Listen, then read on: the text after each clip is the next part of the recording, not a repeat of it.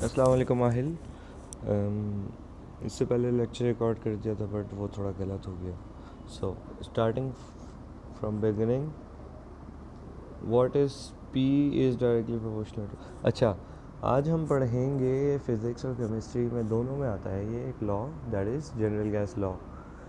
General gas law consist of 3 सब laws. पहला is boils, दूसरा चार्ल्स, थर्ड वन जो कि तुम्हारी बुक में नहीं है बट अगर हम पढ़ लेंगे तो हमारे लिए बहुत इजी हो जाएगा, that is ideal gas law. तो Boyle's law is this physician, a scientist, a mathematician, जिसने 1960 में ये कहा कि प्रेशर जो है is inversely proportional to volume. Okay, ये पढ़ने से पहले हम ये कॉन्सेप्ट क्लियर करते हैं कि what is directly and what is inversely. इधर देखो,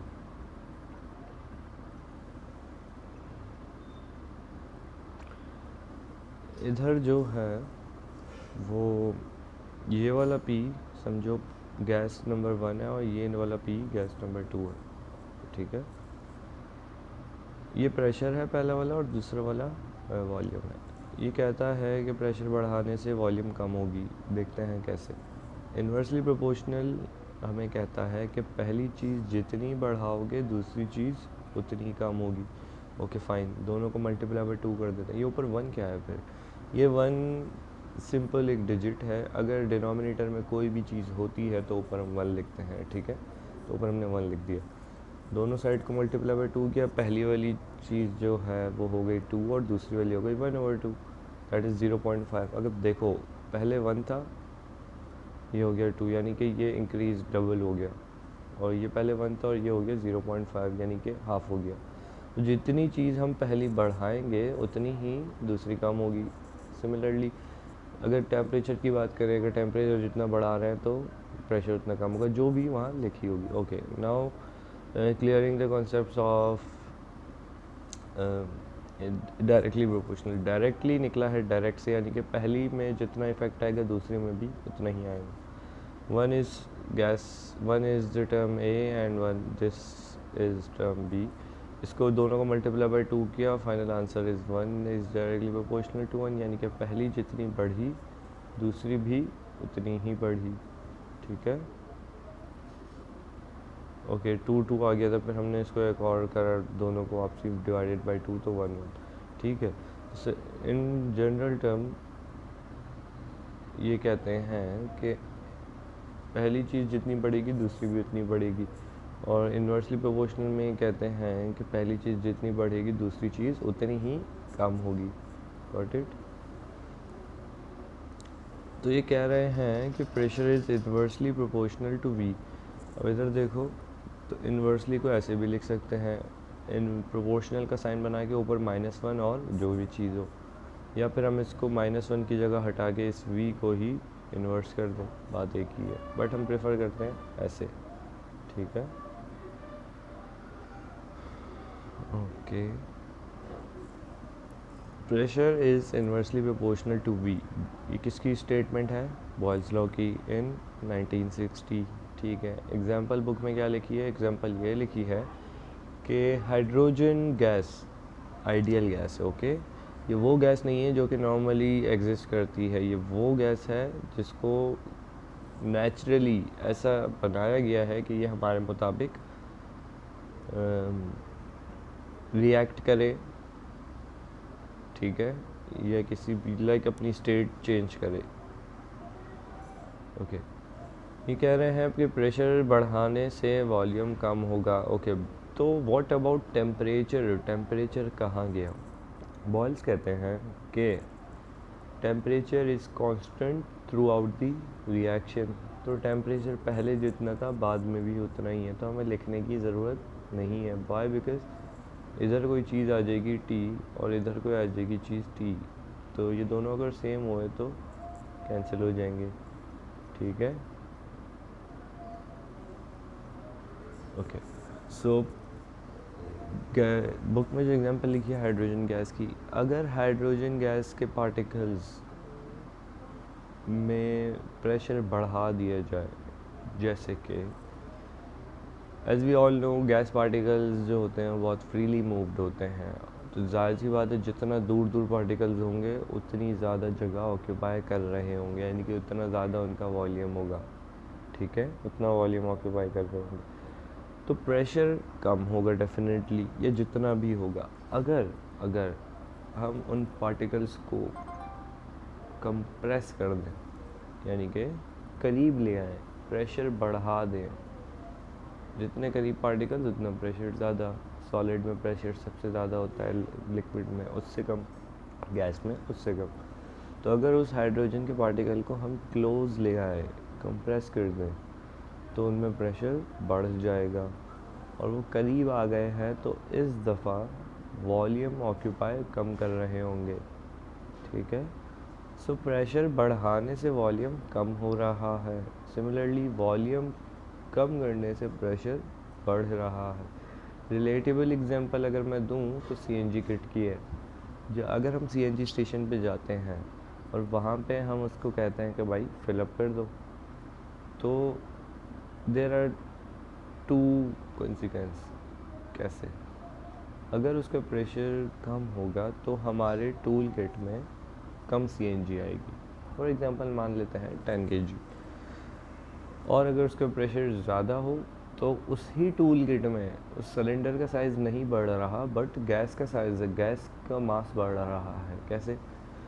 पहले आई थी 10 kg कम प्रेशर में, और इस दफ़ा प्रेशर बढ़ा दिया तो गैस कितनी आ रही है, मान लेते हैं 12 kg, ठीक है। तो प्रेशर बढ़ा तो वॉल्यूम कम हुआ। अब हम कहेंगे कि यार गैस सिलेंडर छोटा हुआ क्या?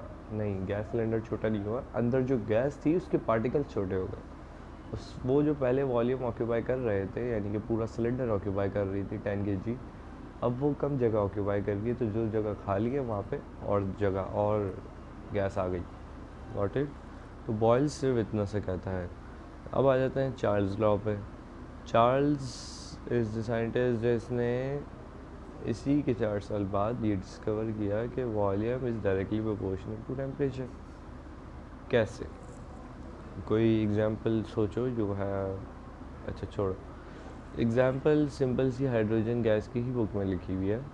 वो ये कि एज वी ऑल नो कि टेम्परेचर बढ़ाने से रिएक्शन फास्ट हो जाता है। जैसे कि मेटल को अगर हीट प्रोवाइड की जाए तो रिएक्ट होकर लिक्विड में आ जाता है बहुत ही जल्दी। सिमिलरली गैस को अगर हीट मिले तो बहुत जल्दी रिएक्ट करती है, उसके पार्टिकल्स दूर दूर जाते हैं, ठीक है, फास्ट मूव करते हैं। तो फास्ट मूव करेंगे तो वो गैस ज़्यादा दूर दूर तक जाएगी, उसके पार्टिकल्स ज़्यादा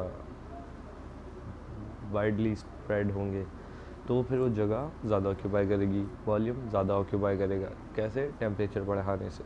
रिलेटेबल एग्जांपल दूँ तो बलून की। बलून वो वाला बलून जिसके अंदर गैस होती है, हाइड्रोजन गैस, ठीक है। अगर हम उसको हीट प्रोवाइड कर दें तो बलून फट जाता है। कैसे? क्यों फटता है, कभी सोचा? वो फटता है इस वजह से है क्योंकि उसके अंदर जो गैस पार्टिकल होते हैं वो उनको फिर हीट मिलने के बाद वो कहते हैं कि अब हमें बहुत तेज़ी से दूर निकलना है, हमें ज़्यादा जगह चाहिए। तो बलून की एक अपनी स्ट्रेचेबिलिटी होती है, इसकी एक अपना एक हद होती है कि इससे ज़्यादा वो तेज़ी से नहीं स्ट्रेच कर सकता, तो फिर वो बलून फट जाता है और वो गैस दूर दूर तक निकल जाती है, ठीक है। वाई? क्योंकि उस गैस को ज़्यादा जगह चाहिए होती है, अब वो उस बलून के अंदर का वॉल्यूम उसके लिए काफ़ी नहीं है। सिमिलरली अगर एक और एग्जांपल दूँ तो न्यूक्लियर प्लांट या एटॉमिक स्ट्रक्चर या बॉम्ब, अगर एक हीलियम गैस होती है ना उसमें, तो हीलियम गैस को अगर हम हीट प्रोवाइड कर दें तो हीट बढ़ाने से वो हीलियम इतनी तेज़ी से स्प्रेड होती है कि ब्लास्ट होता है। वो ब्लास्ट, अगर हम ब्लास्ट टर्म नहीं यूज़ करते, हम बस ये यूज़ करते हैं, वो तेज़ी से स्प्रेड होती है, इतनी तेज़ी से कि इस दुनिया में सबसे फास्टली रिएक्शन उसी का ही है, सबसे तेज़ रिएक्शन। तो कैसे? टेम्परेचर बढ़ाने से ये स्प्रेड हो रही है, यानी कि वॉल्यूम इंक्रीज़ हो रहा है, और टेम्परेचर कम करने से वॉल्यूम कम होगा। तभी ये जो न्यूक्लियर प्लांट होते हैं ये ठंडे इलाकों में होते हैं, -60, -50, -100। सही है। तो चार्ल्स लॉ की भी स्टेटमेंट हमने प्रूफ कर दी।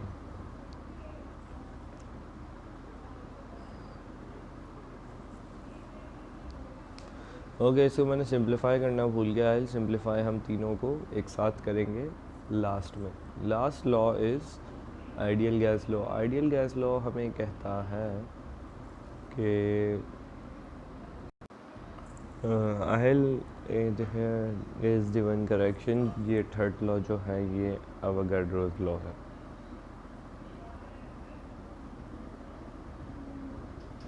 ठीक है, अवोगाड्रोस लॉ एक कांस्टेंट वैल्यू होती है नंबर ऑफ मोल की। ठीक है, वो हम बाद में डिटेल में जाएंगे, बट अभी हम सिर्फ ये पढ़ लेते हैं कि अवोगाड्रोस लॉ कहता है कि volume is directly proportional to number of molecule of gas.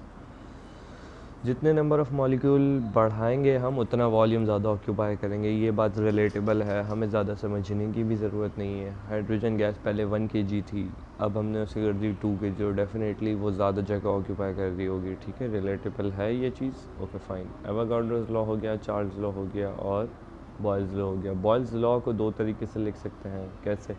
सारे लॉ को दो तरीके से लिख सकते हैं, बट ज़्यादा आसानी से समझने के लिए मैं ऐसे कहूँगा। Pressure is inversely proportional to volume, या volume is inversely proportional to pressure, बात एक ही है। तो मैं volume is inversely proportional to pressure लिख देता हूँ। ठीक है, हम यही यूज़ करेंगे। कोशिश करो कि ये वाली जो है ये यूज़ ही नहीं करो। ये पढ़ाने के लिए मैंने बगैर तुम्हारी सिलेबस देख के पढ़ा हूँ डेफिनेटली, तो थोड़ा सा आगे पीछे हो जाता है। ठीक है, अब ये कह रहे हैं कि 3 लॉज आ गए। ये तीनों हैं सब laws of ideal gas law, general gas law. अब जनरल गैस लॉ के लिए तीनों लॉ हम वापसी से लिख लेते हैं। पहला लॉ था V is inversely proportional to pressure.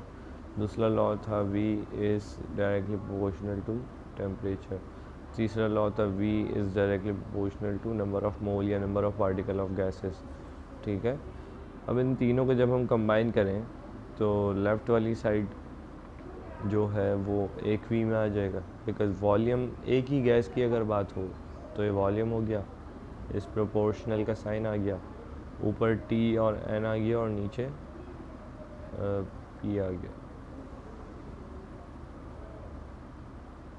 ठीक है, यही है। Okay, now what is constant? Constant होता क्या है, इधर क्या होगा और उसकी वैल्यू क्या है? ओके, तो कांस्टेंट हर वो चीज़ होती है जो कि through out the reaction same रहती है, और उसकी कोई ना कोई वैल्यू होती है। क्यों होती है? क्योंकि इसकी ज़रूरत होती है। किस लिए ज़रूरत होती है? वाई? बिकॉज़ टेम्परेचर, प्रेशर और वॉल्यूम को हटाकर भी एक एडिशनल फोर्स, एडिशनल यानी कि आर्टिफिशियल रिएक्ट करवाना पड़ता है किसी न किसी चीज़ के ज़रिए। हर रिएक्शन में वो चीज़ अलग होगी। तो इधर क्या कांस्टेंट होगा? इधर कांस्टेंट कुछ भी हो सकता है, जो कि साइंटिस्ट को जो भी अल्फ़ाबेट पसंद आए वो उसे रख देता है कांस्टेंट, अपनी मर्ज़ी से जो उसे पसंद आए। ठीक है, आइडियल गैस क्यों कह रहे हैं? क्योंकि ये वो गैस है जिसे आर्टिफिशियली फॉर्म करवाया गया है, या ये वो गैस है जो कि नेचुरली एग्जिस्ट नहीं करती, या फिर ये वो गैस है जिसको रिएक्ट करवाने के लिए हमने इसमें कुछ चेंजेस करी हैं। वो चेंजेस क्या करी हैं वो साइंटिस्ट ने हमें नहीं बताया, बट उसने सिर्फ ये बता दिया कि अगर इसे रिएक्ट करवाना है तो इसमें एक एडिशनल फोर्स इजेक्ट करनी पड़ेगी, दैट इज़ कांस्टेंट। उस कांस्टेंट को उसने रिप्रेजेंट किया है R से। R क्या है? कांस्टेंट है। इस केस में क्या हर लॉ में R ही कांस्टेंट होगा? नहीं, हर लॉ में R कांस्टेंट नहीं होगा। कैपिटल R बॉयल्स ने ये आइडियल गैस लॉ डिस्कवर किया है, तो बॉयल्स को R पसंद आया तो उसने R रख लिया। न्यूटन को N पसंद आया तो उसने N रख लिया। ठीक है, जिसको जो पसंद आता है वो रख लेता है, बट कभी भी कांस्टेंट के फिगर्स यानी कि अल्फ़ाबेट सेम नहीं होंगे। ये ओके। तो कभी भी आर कैपिटल आ रहा है तो हम ये समझेंगे कि बॉयल कांस्टेंट है, ठीक है। अब यहाँ से हम हटा देते हैं ये प्रोपोर्शनल का साइन। तो प्रोपोर्शनल का साइन जब भी हटता है तो एक कांस्टेंट आ जाता है, ठीक है। मैं इस ब्रैकेट में कांस्टेंट भी लिख सकता हूँ, मैं इस ब्रैकेट में कांस्टेंट को रिप्रेजेंट आर से किया है तो आर भी लिख सकता हूँ, मैं इस ब्रैकेट में आर की वैल्यू भी लिख सकता हूँ। बट मेरे लिए अभी क्या ज़्यादा इजी है कि मैं इस ब्रैकेट में आर लिख दूँ, ठीक है। बचा क्या, T N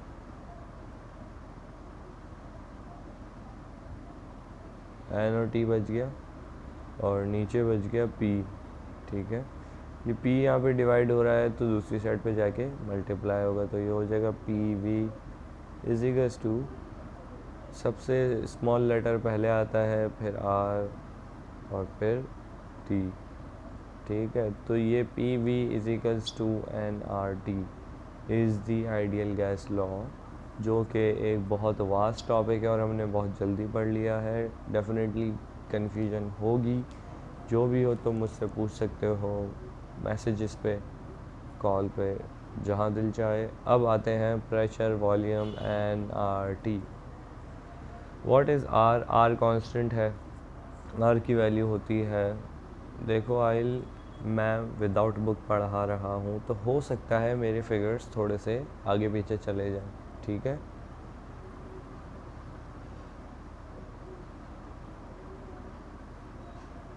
three one four unit मुझे याद नहीं है, ठीक है, मुझे एक दफ़ा देखना पड़ेगा। बट आर की वैल्यू होती है 8.314, ठीक है। यूनिट पे अभी तुम्हें ज़्यादा ध्यान भी नहीं देना क्योंकि यूनिट कन्वर्जन अभी तक तुमने सीखी नहीं है, तो हम यूनिट्स बस रट्टा लगाएंगे। जब उसके कॉन्सेप्ट्स क्लियर हो जाएंगे तो हम यूनिट कैलकुलेशन भी सीख जाएंगे, ठीक है। तो अगर हमारे पास P गिवन हो, अगर हमारे पास वॉल्यूम गिवन हो, अगर हमारे पास टेम्परेचर गिवन हो, अगर हमारे पास n गिवन हो, या बोल दिया जाए n इज़ कांस्टेंट, तो लिखने की ज़रूरत ही नहीं है। तो हम ओके फाइन, सब तो गिवन है, वॉल्यूम गिवन है, प्रेशर गिवन है, टेम्परेचर नहीं गिवन हमारे पास, तो हमें टेम्परेचर निकालना है, ठीक है। पहला लॉ हमें कहता है P V is equals to P V. कैसे? ऊपर जाते हैं, छोड़ो इसे।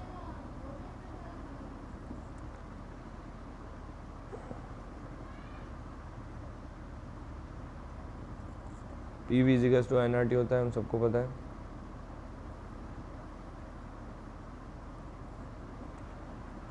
एन कांस्टेंट है, एन को हटा दिया, आर गिवन है, आर तो कांस्टेंट होता है और टी मालूम करना है, तो ये आर और टी उधर जाके इधर क्या रह गया, ज़ीरो। अब ये कह रहे हैं कि रिएक्शन करवाया, एक रॉड है जिसको हमने इतना टेम्परेचर दिया तो उसका वॉल्यूम कितना हो गया मालूम करो, जबकि प्रेशर इतना है और नंबर ऑफ मोल जो यानी कि एन है वो कांस्टेंट है या गिवन ही नहीं है, ठीक है। तो जो P V over R T is equals to P V over R T, okay fine. अब ये कन्फ्यूजन क्लियर हो गई कि सर यहाँ पे तो आपने ऊपर लिखा था P V is equals to N R T, नीचे आप लिखवा रहे हैं P V over R T is equals to P V over R T, तो आइल मैंने कुछ गलत तो नहीं लिखा। एन क्यों हटा दिया? क्योंकि एन कांस्टेंट है, कांस्टेंट जब भी कोई चीज़ होती है तो वो कैंसिल हो जाएगी बहुत इजीली, तो हमने लिखा ही नहीं, ओके फाइन, लिख लेते हैं, एन लिख लिया, ठीक है। तुम्हारा टॉपिक सिर्फ यहाँ तक था, यहाँ तक, यहाँ तक आर इज इक्वल्स टू 8.314, यहाँ तक तुम्हें समझना, नीचे वाला हम आगे के लिए पढ़ रहे हैं, ठीक है। P V over N R T is equals to P V over N R T, बिल्कुल सही लिखा है मैंने। क्यों सही लिखा है? क्योंकि रिएक्शन से पहले और रिएक्शन के बाद सेम ही रहेगा थ्रू आउट द रिएक्शन, जो रिएक्टेंट होता है वही प्रोडक्ट होता है और जो ही प्रोडक्ट होता है वही रिएक्टेंट होता है, उसका मास, उसका वॉल्यूम, हर चीज़ सेम रहती है, बट फिज़िकल रिप्रेजेंटेशन चेंज हो जाती है। तो इसमें कह रहे हैं कि तो इधर तो दो पी आ गए, तो ये P1 होगा, ये P2 होगा, ये V1 होगा, ये V2 होगा। R कांस्टेंट रहता है, N1 N2 हो सकता है, T1 T2। N यहाँ N ये लोग कह रहे हैं कि कांस्टेंट है, तो N यहाँ पे जो होगा वही यहाँ पे होगा, तो इजीली कैंसिल हो गया। R कांस्टेंट होता है तो R भी सेम होगा, कैंसिल हो गया। बचा क्या? PV/T is equals to PV/T। ठीक है, प्रेशर दिया जाए तो मैं कि प्रेशर इतना है, प्रेशर भी कांस्टेंट है, ओके फाइन। बचा क्या? V/T is equals to V/T। ठीक है, ये कह रहे हैं कि एक रॉड है जिसकी लेंथ मान लेते हैं 1 मीटर है और उसका टेम्परेचर है रूम टेम्परेचर, ठीक है, यानी कि 35 डिग्री सेल्सियस। ठीक है, ये कह रहे हैं कि एक रॉड है जिसको अगर टेम्परेचर 35 डिग्री सेल्सियस था तो उसकी लेंथ थी 1 मीटर। अगर हमने उसका टेम्परेचर बढ़ा के कर दिया 80 डिग्री सेल्सियस तो उसकी लेंथ कितनी होगी बताओ। यानी कि वॉल्यूम 2 मालूम करना है, ये गिवन है, ये गिवन है, ये गिवन है। बहुत इजीली हम सॉल्व कर लेंगे। इधर जाके मल्टीप्लाई होगा, फिर जो वैल्यू आएगी उसको इससे डिवाइड करेंगे, हमारे पास वॉल्यूम 1 आ जाएगा। ये है न्यूमेरिकल्स, जो कि हम बहुत आगे की कहानी है, अभी तक शायद तुमने स्टार्ट भी नहीं करे स्कूल में। ठीक है, हमें कहाँ तक पढ़ना है? हमें पढ़ना है PV इक्वल्स टू nRT कैसे ड्राइव हुआ, 3 लॉज, उन तीनों लॉज को कंबाइन करके ये आया। ये आने के बाद R क्या है इसमें? कांस्टेंट है, PV/T एंड सब चीज़ें। Okay, got it. Thank you so much आइल। बाकी आज की क्लास अगर हो सका तो करेंगे 6 बजे।